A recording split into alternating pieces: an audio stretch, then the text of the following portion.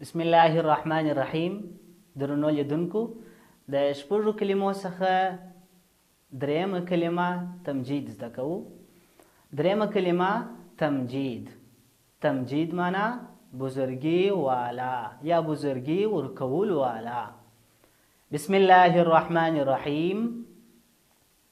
سبحان الله، سبحان الله، والحمد لله، والحمد لله، ولا إله إلا الله، ولا إله إلا الله، والله أكبر، والله أكبر، ولا حول ولا قوة، ولا حول ولا قوة إلا بالله إلا بالله العلي العظيم، علي العظيم.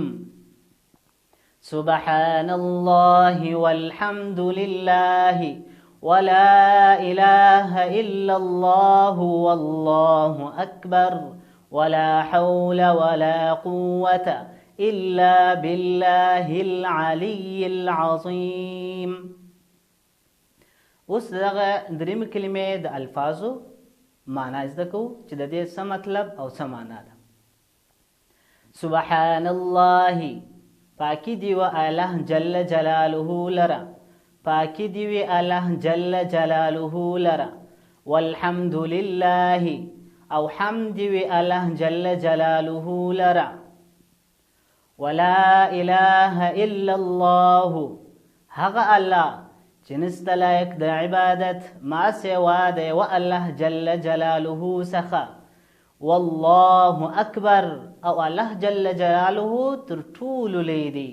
ولا حول ولا قوة، نسته توفیق او قدرت الا بالله، مگر په الله جل جلاله سره.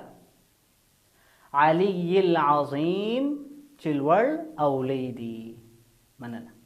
teachteam.online ستاسو د خوښې زده کړې ستاسو په خپل کور کې.